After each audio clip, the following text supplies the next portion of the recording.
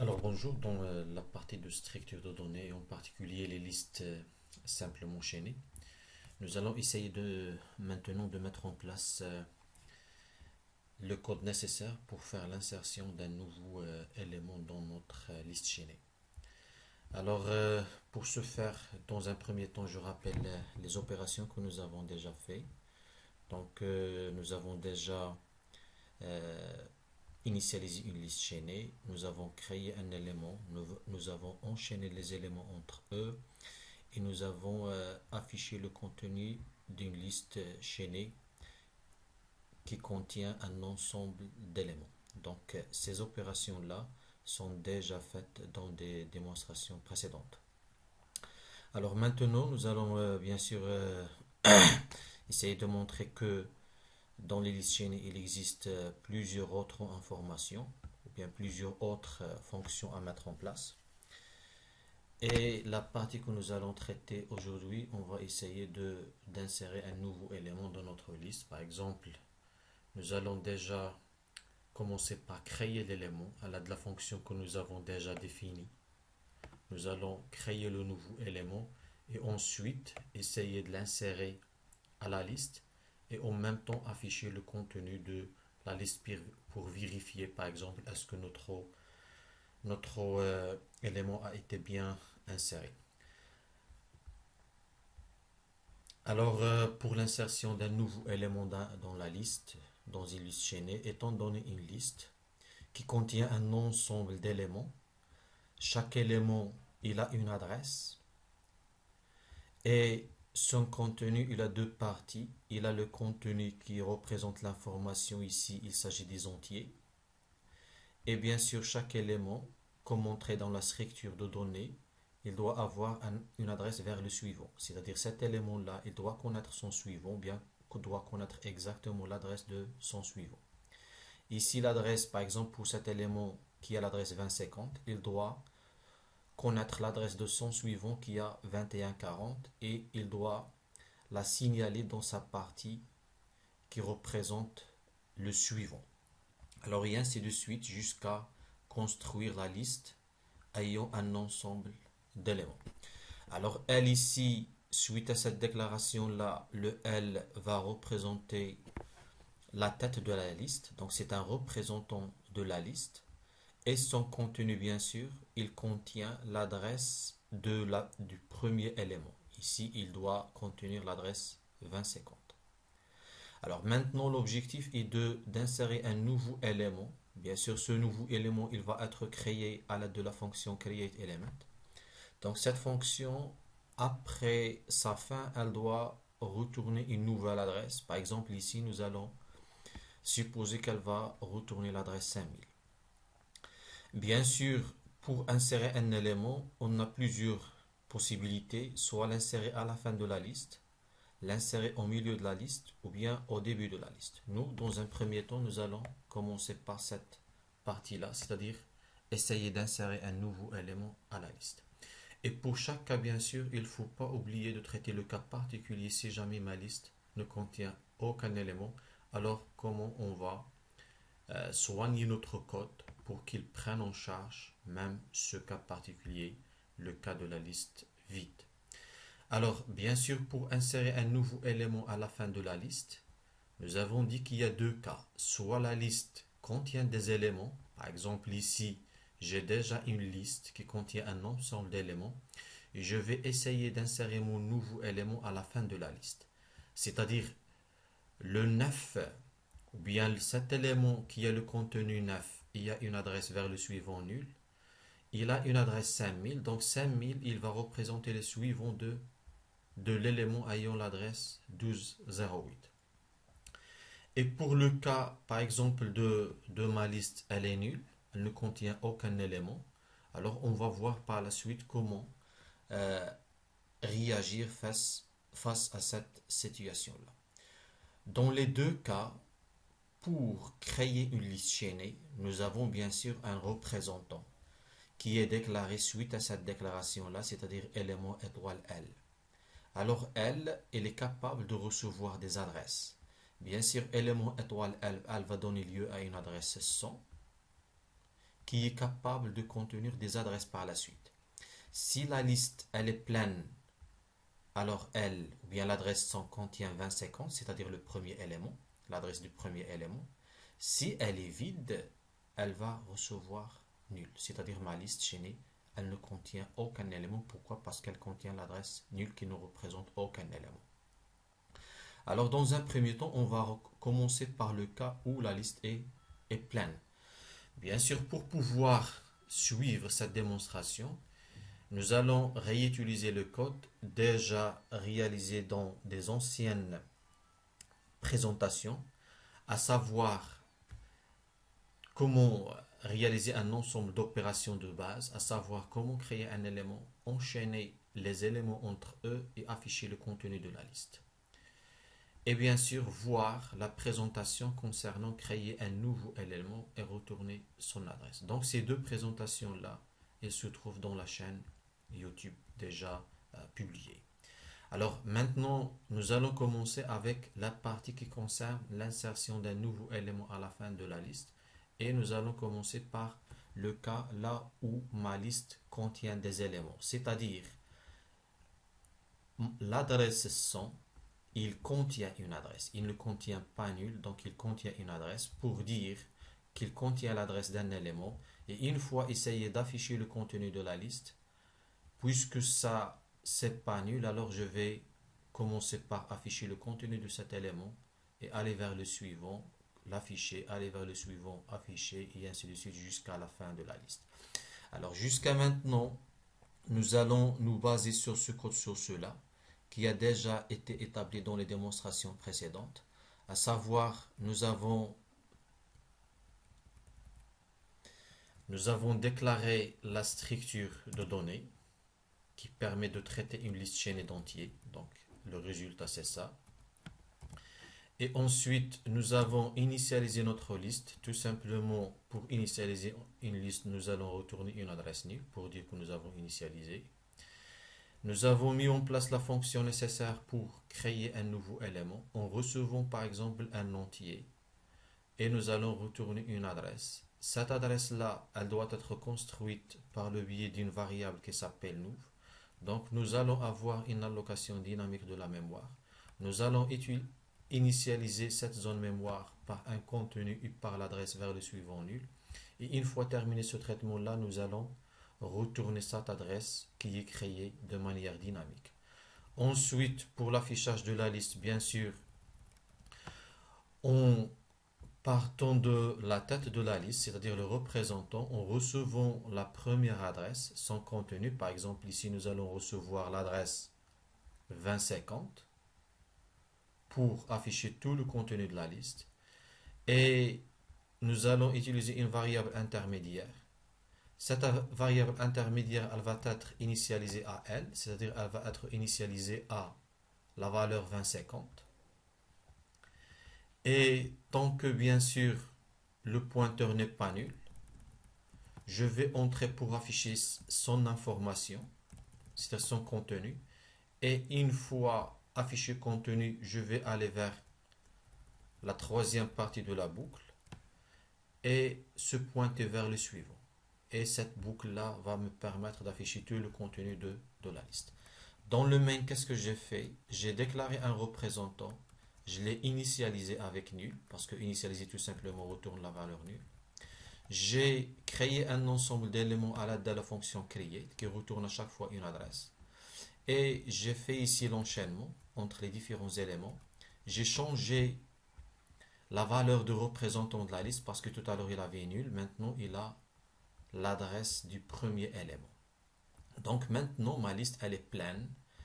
Si je vais exécuter ce code-là, c'est-à-dire si je vais créer la liste, créer les éléments, faire l'enchaînement, changer le représentant, afficher la liste, si j'exécute ce code-là, bien sûr, je vais exactement afficher le contenu de notre liste qui est 5, 10, 7, 8 et 12. Alors, voilà, ça c'est le résultat concernant la démonstration, ou bien les démonstrations précédentes. Alors maintenant, l'objectif c'est de faire quoi?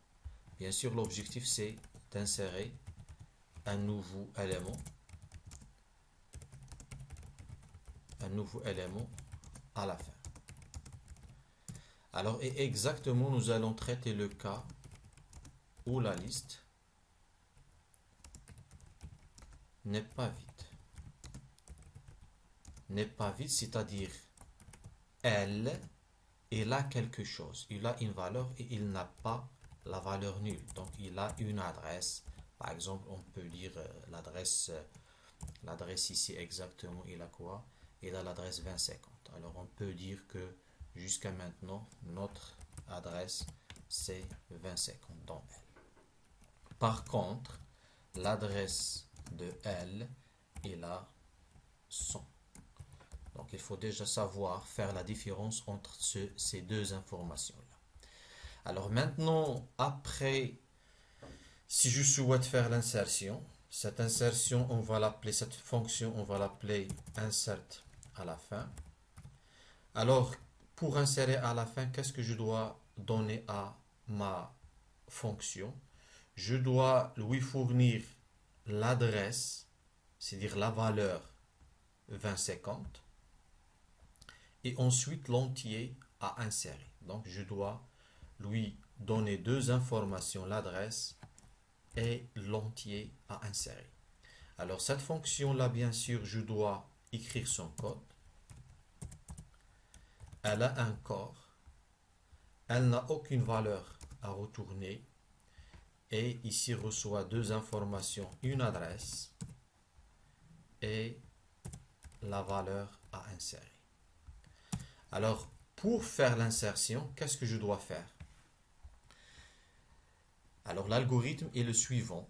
Pour faire l'insertion à la fin, l'entrée, bien sûr, c'est une liste d'éléments ou bien c'est le représentant tout simplement de l'adresse qui a ici la valeur 2050 et pas l'adresse 100. Donc, qu'est-ce que j'ai passé? J'ai passé 2050. C'est-à-dire j'ai passé le contenu de l'adresse 100 et je n'ai pas passé 100. Alors ici, par la suite, qu'est-ce que je vais faire? Dans le corps de cette fonction-là, je dois commencer par créer l'élément. Créer le nouveau élément. Alors, qu'est-ce que je dois faire ici? Je dois aller vers créer, bien insérer élément. Et je dois créer un nouveau élément qui s'appelle nouveau. Et ce nouveau-là, je vais le créer à l'aide de la fonction déjà définie qui s'appelle createElement, pour lequel je dois tout simplement passer la valeur C. Donc à la fin de l'exécution de createElement, je vais retourner tout simplement une nouvelle adresse. Cette nouvelle adresse, c'est celle que je vais l'insérer. Elle représente l'adresse 5000. Donc suite à cette exécution-là, je vais, après la fin de createElement, je vais retourner une adresse 5000. Cette adresse 5000 retournée par createElement après initialisation de mon élément, c'est-à-dire avec les informations qu'il faut, avec le contenu et l'adresse vers le suivant qui sont nuls. Alors dans createElement, qu'est-ce qu'il y a? Il y a, je mets le contenu qui est 9 et je mets une information vers le suivant est nul et je retourne l'adresse. Donc c'est exactement ici, cette adresse 5000, elle va être stockée dans nous. Alors ça, jusqu'à maintenant, qu'est-ce que nous avons fait? Nous avons fait la première phase, c'est-à-dire créer l'élément à insérer. Tout simplement, il faut retourner une adresse. Donc j'ai l'adresse à enchaîner avec le reste de la liste. Donc la deuxième phase, il faut trouver le dernier élément. C'est-à-dire ici, il faut aller jusqu'à, parce que ce nouveau élément, il va représenter le suivant de quoi? Il va représenter le suivant de cette adresse. C'est-à-dire ici, avant d'insérer cet élément-là, mon dernier élément, qu'est-ce qu'il a? Il a une adresse, il a un contenu et il a une adresse vers le suivant qui est nul. Donc mon objectif, c'est trouver cette adresse-là et écraser son suivant qui a la valeur nulle, l'écraser par la nouvelle valeur qui est 5000 qui est obtenue à l'aide de la fonction createElement. Donc pour ce faire, j'ai deux choses à faire. Trouver le dernier élément et ensuite le nouveau élément et le suivant de adresse fin. Donc je dois dans un premier temps trouver cette adresse-là. Alors pour ce faire, pour la trouver, bien sûr, je dois parcourir. Parcourir quoi? Parcourir la liste. Et au contraire des tableaux, pour parcourir un tableau, j'utilise le concept d'indice qui est un entier. Dans le cas des listes chaînées, j'utilise le concept d'adresse qui est un élément. Donc cet élément-là, qui s'appelle, je vais utiliser la boucle while, bien sûr, qui s'appelle pointeur, ou bien P tout simplement, je vais mettre P. Alors qui s'appelle P, qu'est-ce que je vais mettre? While P différent de nul, c'est-à-dire tant que je n'ai pas atteint la fin, qu'est-ce que je vais faire? Je vais me positionner vers le suivant. P égale à P suivant. Donc à la fin de cette boucle, une fois je vais sortir P égale quoi exactement, il va avoir, parce que déjà dans ma condition, j'ai tant que P différent de nul. Alors si je sors de la boucle, je sors avec la valeur P égale à nul. Donc nul, bien sûr, si je vais examiner mon schéma, si je sors avec nul, alors je ne sors pas avec cette valeur-là, mais je sors avec son suivant qui a déjà la valeur nulle. Par contre, moi, j'ai besoin de sortir de la boucle avec cette adresse-là. C'est pour cela, avant de se positionner vers le suivant, il vaut mieux utiliser une autre variable qui s'appelle adresse fin, qui va être, je dois l'initialiser par exemple, ce n'est pas obligatoire, mais pour éviter de problèmes, dans le cas où ma liste, elle ne contient aucun élément. C'est-à-dire, je peux l'initialiser avec l'adresse L. Jusqu'à maintenant, l'adresse L, c'est la première adresse. Alors, à chaque fois, si jamais je n'entre pas jamais dans la boucle, si j'initialise pas, c'est-à-dire si ma liste elle est vide, alors bien sûr ici il faut déjà affecter, initialiser P à L. Alors ici, bien sûr, maintenant si ma liste elle est vide, je sors avec P égale à L, donc P égale à nul. Si jamais ma liste n'est pas vide, toujours je sors avec le P qui va avoir la valeur nulle.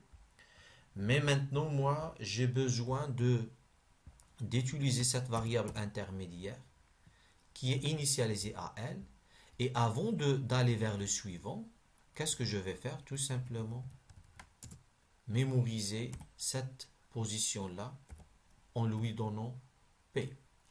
Donc à chaque itération, l'adresse de si le P il est dans cette adresse-là, alors là, si P se trouve dans cette position, alors l'adresse de fin est là 2050.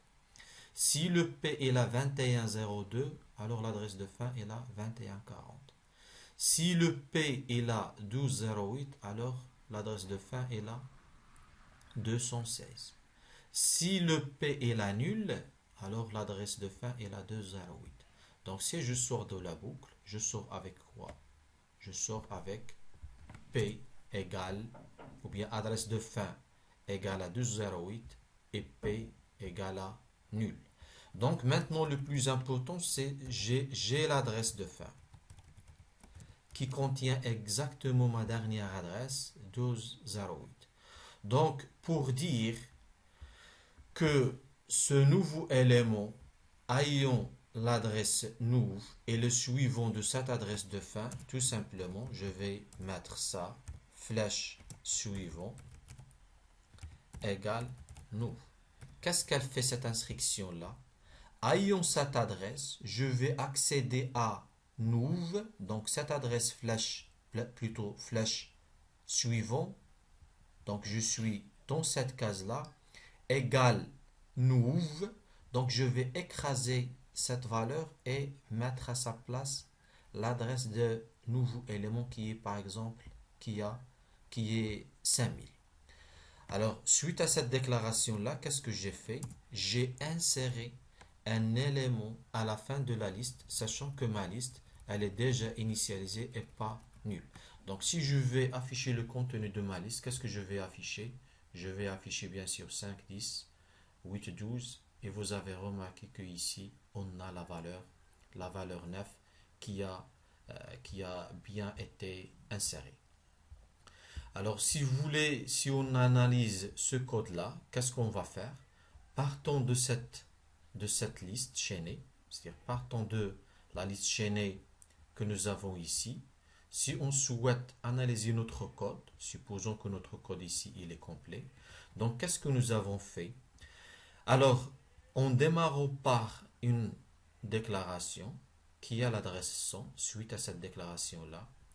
Et par la suite, on va dire que notre liste contient des éléments. Alors, elle contient une première adresse qui est 2050 ici, qui est 2050.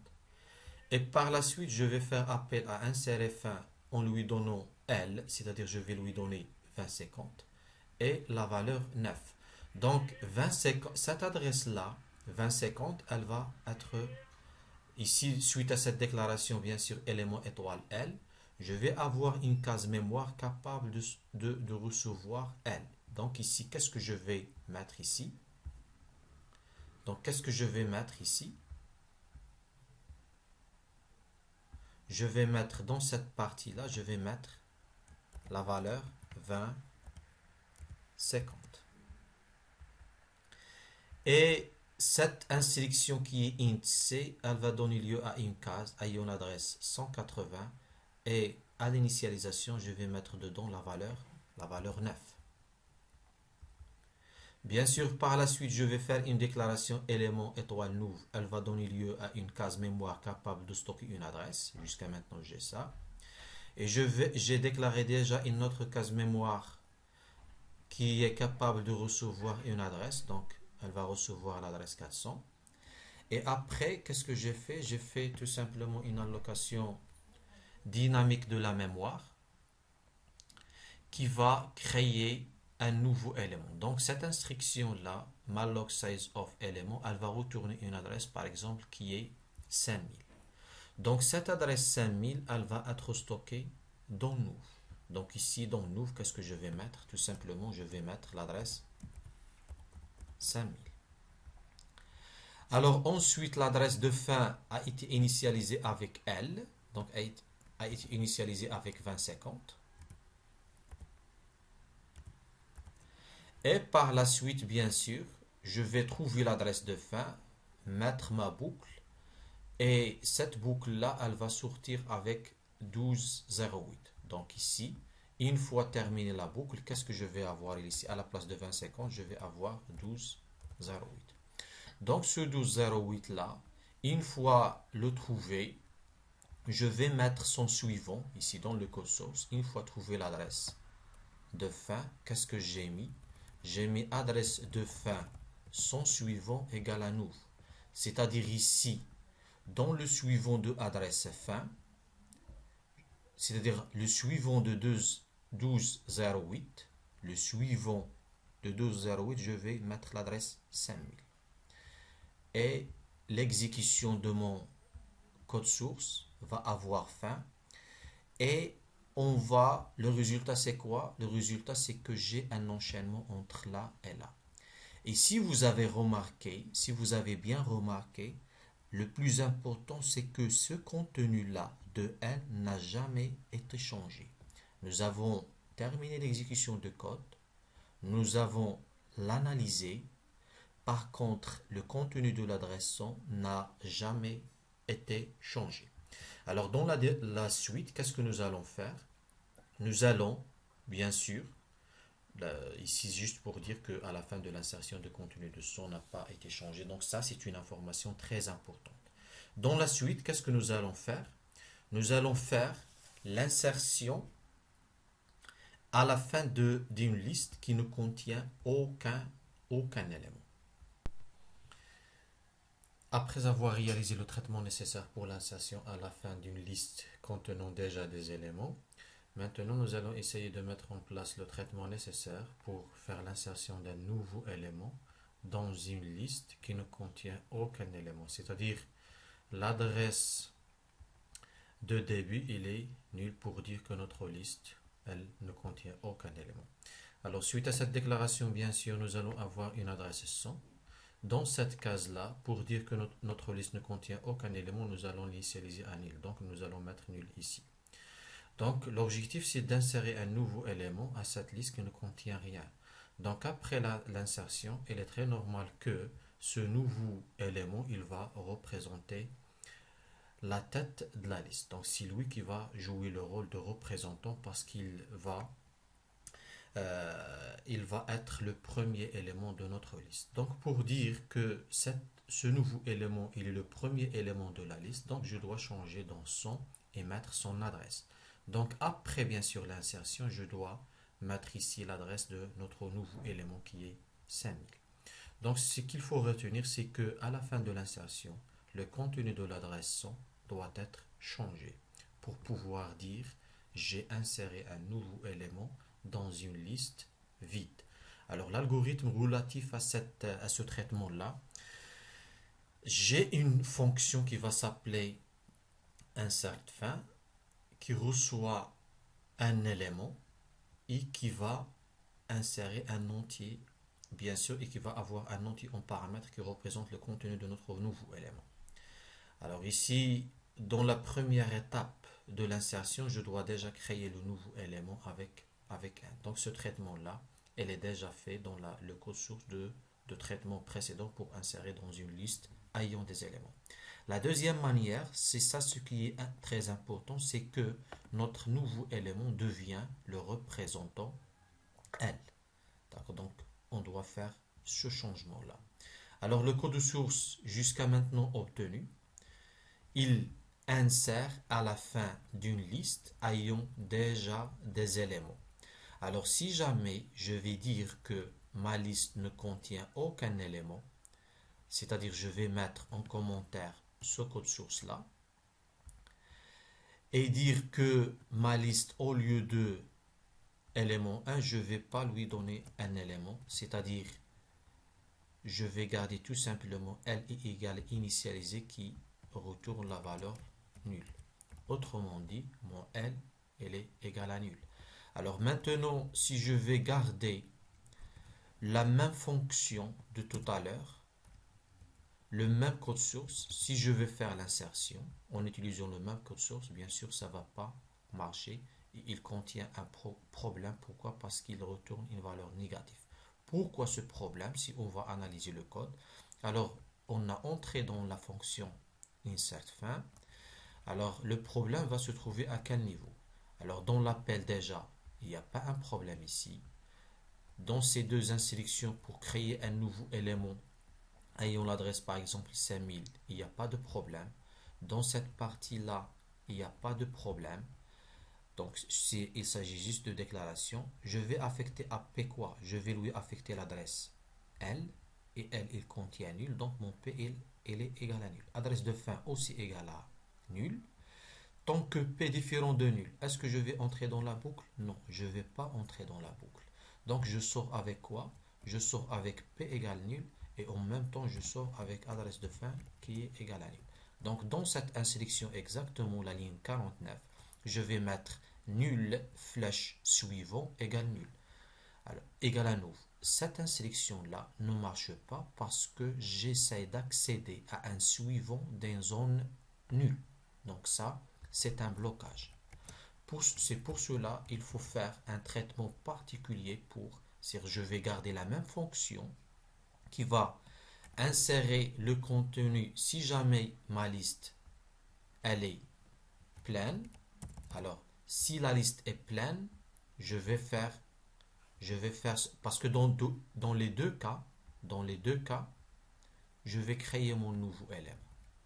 Maintenant ici, ce traitement après la ligne, à partir de la ligne 41, c'est pour la liste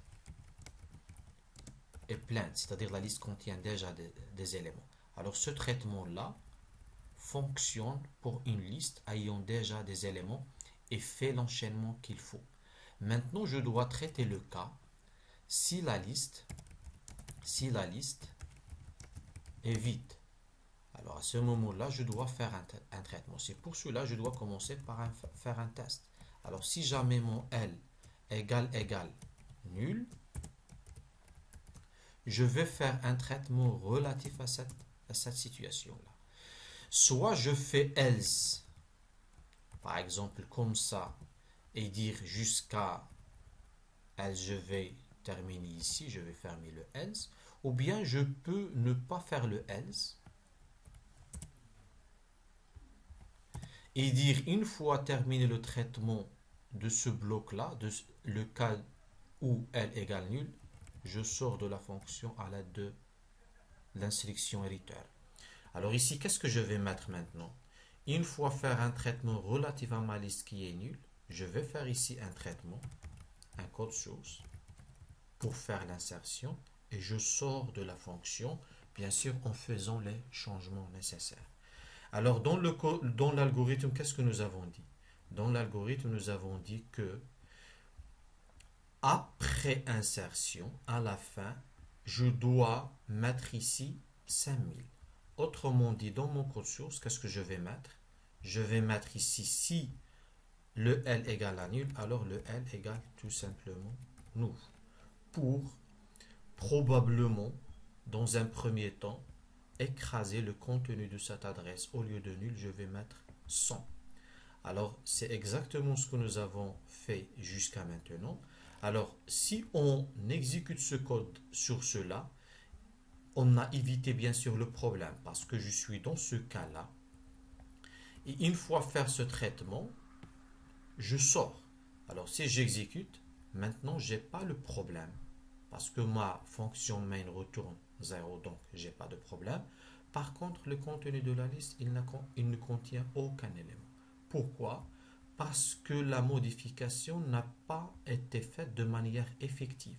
Alors, si on essaye d'analyser jusqu'à maintenant ce code source, qu'est-ce que nous avons passé? Alors, pourquoi ce code ne marche pas? Alors, qu'est-ce que j'ai fait ici dans l'appel? J'ai ma liste qui est nulle, donc il a la valeur nulle dans 100, parce que suite à cette déclaration, je vais avoir 100, et dans 100, je vais mettre nul à l'aide de cette instruction. La liste, bien sûr, ne contient aucun élément, et je vais essayer d'insérer la valeur 9. Donc, je vais faire appel à cette fonction-là. Ici, qu'est-ce que je vais passer? Qu'est-ce que je vais faire? Suite à élément étoile L, je vais avoir une case mémoire 200. Dans 200, qu'est-ce que je vais mettre?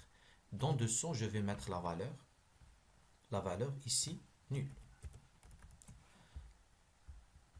Et bien sûr, le deuxième paramètre, c'est quoi? Alors, le deuxième paramètre, c'est int_c, va donner lieu à une adresse mémoire 180. Ici, je vais mettre la valeur 9. Suite à cette déclaration-là, élément nous, je vais avoir une adresse 300 et je vais allouer l'espace mémoire suffisant pour stocker un élément qui va donner lieu à mon nouveau élément ayant l'adresse 5000. Donc, cette instruction-là, la partie droite de égal, va donner lieu à 5000. Ce 5000-là, il sera stocké dans nous. Donc, ici, je vais mettre 5000. Alors, par la suite, qu'est-ce que j'ai mis? Si ma liste, elle est vide, je fais L égale à nous. C'est-à-dire, dans L, qui a, c'est-à-dire dans 200, qu'est-ce que je vais mettre? Je vais mettre ici, nous, je vais mettre 5000. Alors exactement, j'ai fait la modification dans l'adresse 200. Donc après ce traitement, maintenant j'ai terminé le traitement de insert fin et je reviens vers main. La question qui se pose, est-ce que j'ai modifié le contenu de l'adresse 100? Non, il a toujours nul. C'est pour cela, si j'essaie d'afficher, qu'est-ce que je passe à afficher? Je passe l'adresse nulle. Donc avec ce code source, le contenu de 100 n'est pas changé. Donc ma liste, elle reste toujours vide. Par contre, l'objectif c'est de faire quoi? De changer le contenu de 100.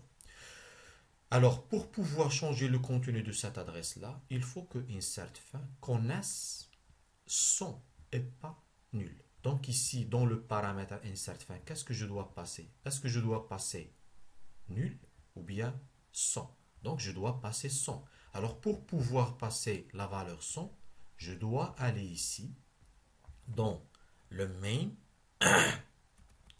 Et au lieu de dire insérer à la fin de la valeur qui est nulle, je vais dire insérer à la fin de l'adresse de L qui représente ici, je passe en paramètre l'adresse 100. Alors maintenant, suite à cet appel-là, c'est-à-dire, je passe quoi? Je passe une adresse d'une adresse.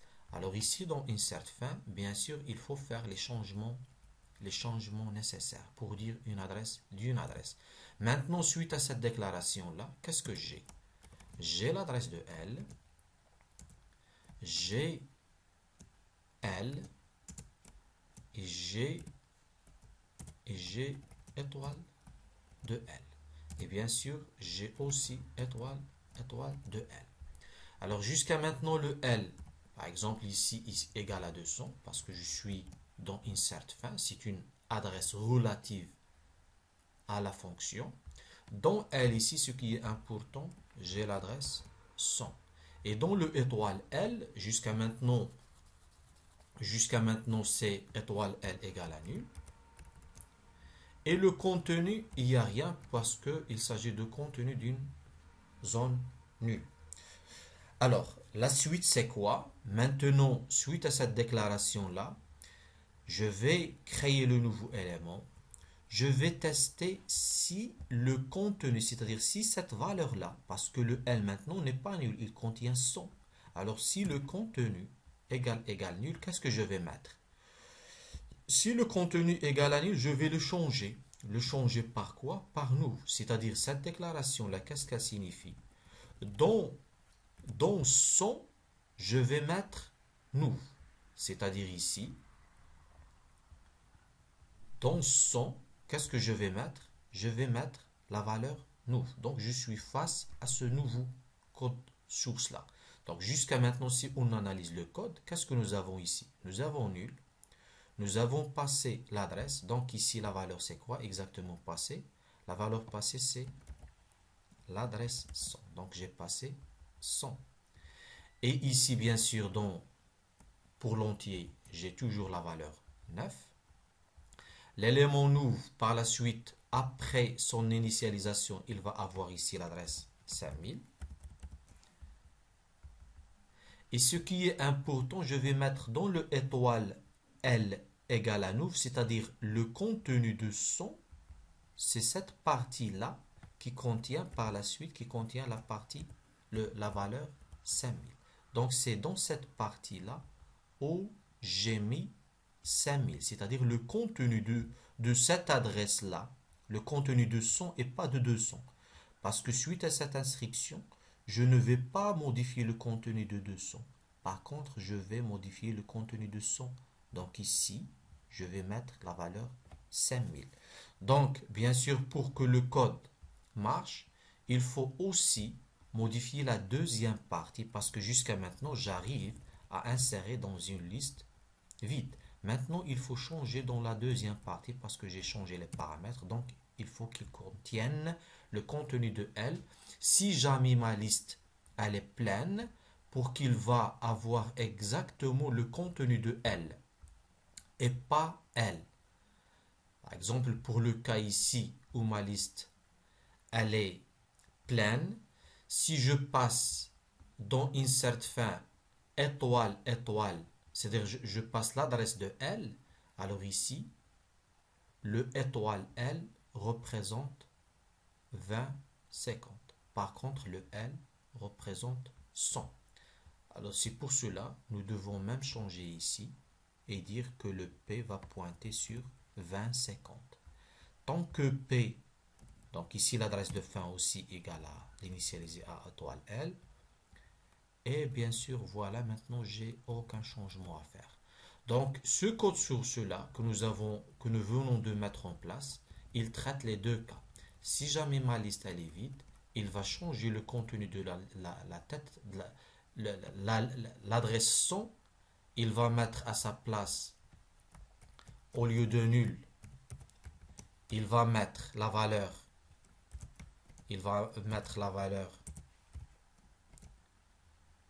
5000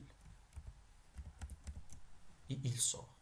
Donc c'est ça exactement le traitement relatif à cette fonction-là. Alors si on exécute maintenant notre code source, nous avons affiché 9. Pourquoi? Parce que nous avons inséré réellement dans une liste chaînée. Alors maintenant, si je vais continuer à insérer, par exemple, je commence par insérer exactement ma liste chaînée, tout en se basant sur insert fin et non sur une initialisation classique. Alors si je vais essayer d'insérer tous les éléments, par exemple ici 5, 10, 7, 8, 5, 10, 7, 8, alors je vais commencer par 5, ensuite je vais mettre 10, alors là c'est 7, là c'est 8, là c'est 12 et là c'est 9. Donc si je vais afficher après ce traitement-là, nous allons afficher toute la liste chaînée, tout en utilisant la fonction insert fin et on n'a jamais utilisé une initialisation ou bien un enchaînement classique. Alors, ici à chaque appel, soit j'utilise la première partie de code, c'est-à-dire utiliser cette partie-là et sortir, ou bien utiliser le reste. Donc cette partie-là, elle est utilisée uniquement dans le premier appel. Pourquoi? Parce que jusqu'à maintenant, ma liste, elle ne contient aucun élément. Par contre, elle contient la valeur nulle. Donc le premier bloc concernant le if, il est appelé juste à cet appel-là. Par contre, le reste des appels, il concerne la deuxième partie de code, c'est-à-dire l'insertion dans une liste chaînée non vide. Donc ça, c'est la démonstration permettant d'insérer un nouveau élément dans une liste chaînée, soit elle est vide ou bien elle contient des éléments.